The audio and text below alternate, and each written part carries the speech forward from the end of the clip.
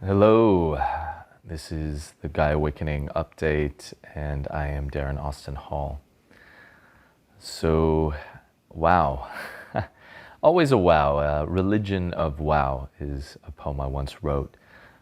We are going through such transformational times on our planet, and it just seems to be ramping up and up and up to the point where it just seems commonplace now to just assume that we are going to be continuing to just further into collective initiations as we not only go through a great leap in the evolution of our consciousness, something that has been prophesized by our ancient ancestors, but we are also witnessing a great liberation of human consciousness from millennia old systems of control, particularly mind control systems.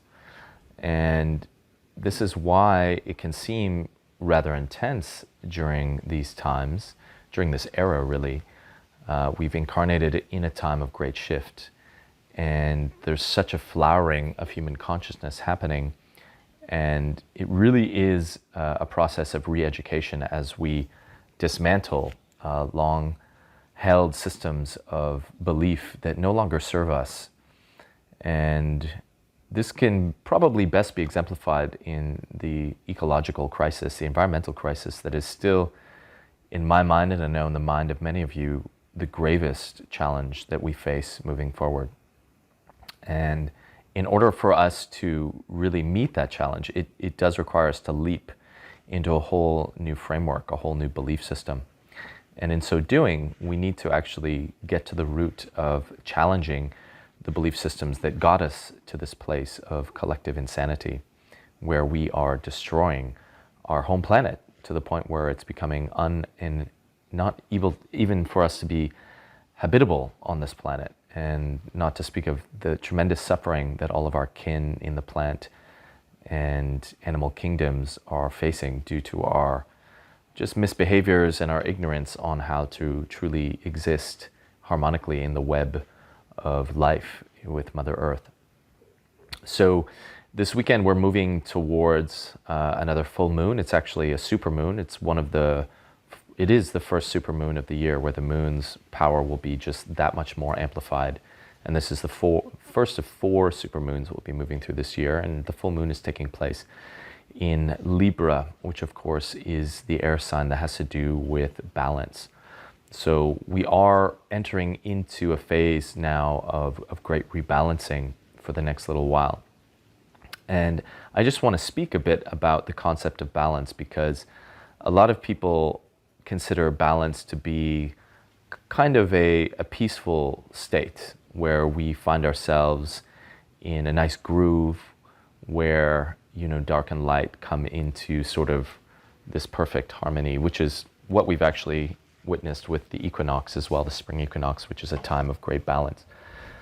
But from my studies of mystical arts, particularly Tantra, which is one of the oldest forms of spirituality that came out of ancient India, balance is actually a very dynamic state.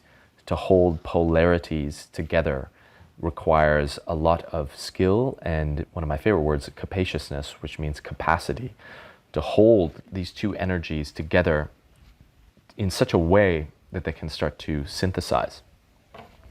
And the beautiful thing about synthesis, about bringing peace to polarity, about bridging that, is really found in or illustrated in one of the great symbols that our ancient Oriental ancestors brought forth, which is the Taiji, or the yin-yang symbol.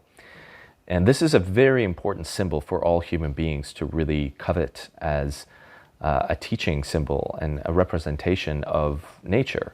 For it is known, the Taiji, as the supreme ultimate symbol of nature itself. And the Taiji symbol is also the resting state of nature. And when nature comes to rest, it finds this kind of dynamic balance. When I say dynamic, I mean in the middle of the yin-yang symbol, we have this wave form. It's not just like a linear line, which would make things maybe seem more stable, but it inherently means that this kind of natural balance, this is inherent to nature, is dynamic. It's not necessarily stable, although there is a certain stability to the symbol. It looks very elegant. But it's trying to say that within that balance, there's a kind of ecstatic energy that needs to be held and embodied. And of course, right now on the planet, one of the themes that is happening that a lot of people are talking about is this kind of bifurcation or this polarization that's happening. And this has been happening for years now, and it's really reaching a kind of fever pitch. We really experienced this actually with the election in America in November, just with the polarization, to the intense polarization that happened between Democrats and Republicans, the left and the right. And this kind of polarization has been just absolutely triggered so momentously that it's actually creating so many dividing lines in people's lives that people are losing contact with their families, conflicts are arising where friendships are being thrown to the wayside because of certain views, and one person's on this side and the other's on this side, and there's no way to really figure out how to complement each other or synthesize.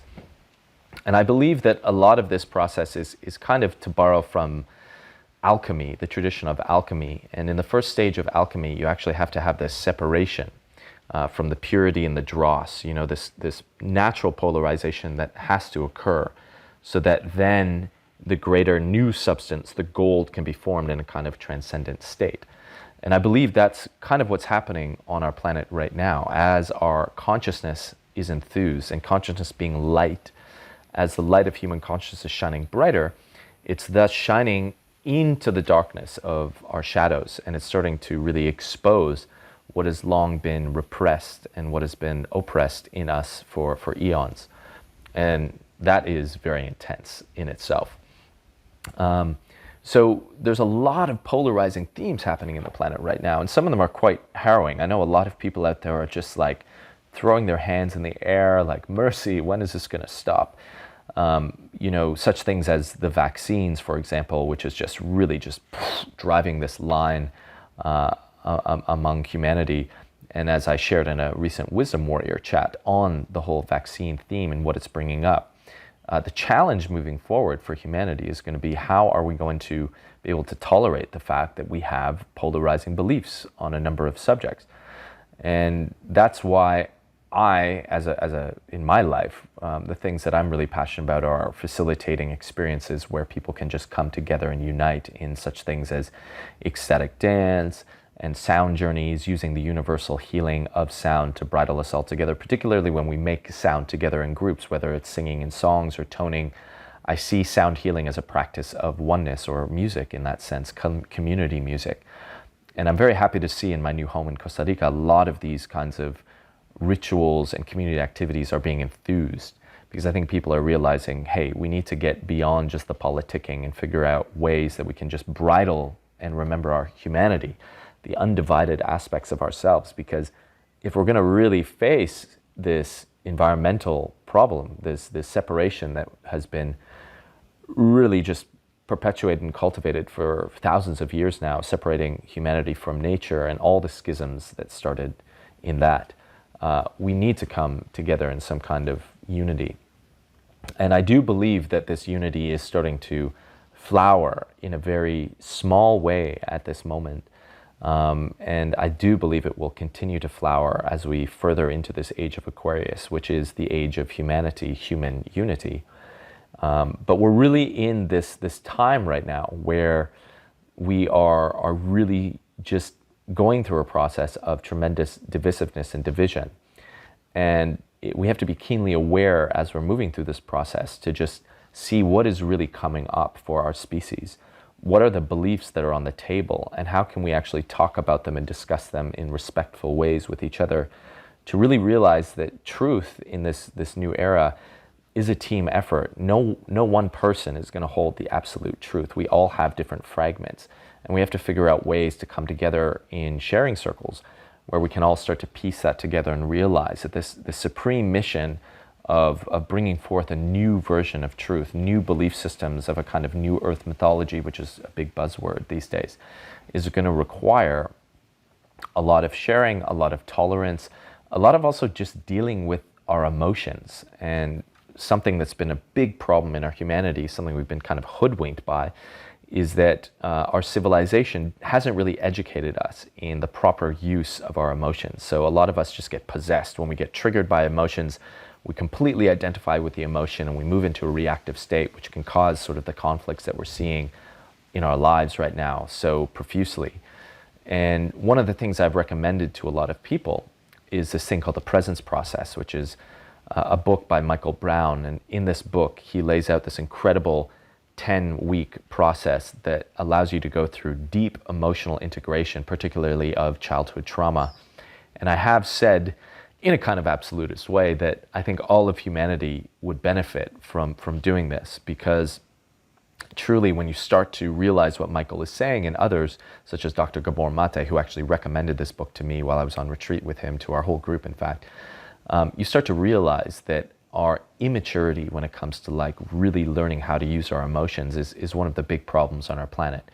Because emotions are really connected to our feeling nature. Feelings are the primary feeling that we feel, and the emotions are what happens when the feeling isn't properly expressed. It gets repressed and becomes this energy that's perpetually in motion inside of us, creating all kinds of tensions, and it gets really stuck.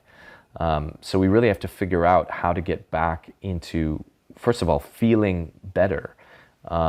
Isn't necessarily the goal. As Michael Brown says, it's not about feeling better, it's about getting better at feeling.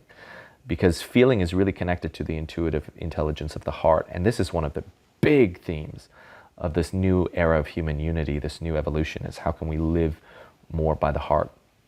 So as you enter into this weekend and you enter into the portal of the full moon in Libra, I really, really invite you to sit in contemplation, and really, especially if you can on the full moon night, we'll be doing a beautiful sound journey ritual here with cacao in Costa Rica to really connect to Grandmother Moon and ask her, as one of the great grandmother wisdom teachers in our human archetypal life, to really infuse you with teachings about balance.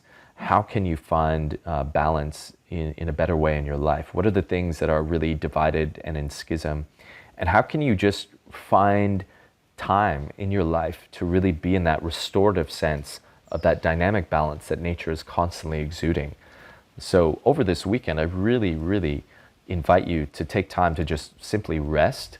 And if you can find yourself in nature, like I am here in this beautiful valley up in the hills near Santa Teresa on the coast of Costa Rica, Pacific coast, spend time in nature, just resting, laying on Mother Earth, really being in meditation, and realize that Mother Earth is our truest wisdom teacher, and we need to spend more and more time. I mean, this is the true essence of a lot of my work and these continuing Gaia Awakening updates I'm going to be doing on all beautiful lunar dates and astrological dates. It is really all about how can we find ways to listen to the Earth and figure out that we're part of her journey too, as her children, and how can we really invite her guiding wisdom, this great wisdom teacher, such a profound wisdom teacher is she that, the ancients called her the goddess Sophia, which is the wisdom goddess. She was really revered all over the world at some point by all of our ancient ancestors. And truly the work of the environmental crisis is not only like saving the environment, or rather saving our relationship with the environment, but it's actually learning to relate to her in an eco-spiritual way, where we can really get out of our human supremacy complex and get out of our egos and really open ourselves to being guided and taught by this great wisdom teacher, Mother Earth. This is truly one of the biggest things that we need to figure out how to do. And it's not very hard. It's just about spending time in your life like I do every morning in meditation. I connect to Mother Earth, and I really connect to just a receptive state of allowing her teaching to come into me. And it's been one of the greatest sources of guidance in my life, one of the greatest changes that I've made, just to spend every day just a bit of time connecting to the living presence of Mother Earth, of Gaia.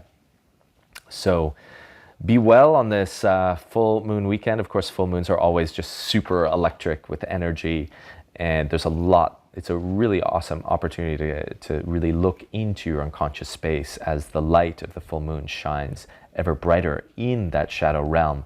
So really be attuned and receptive to receiving any messages. And I'll see you next time in the Gaia Awakening update. As the Knights Templar would say, be glorious.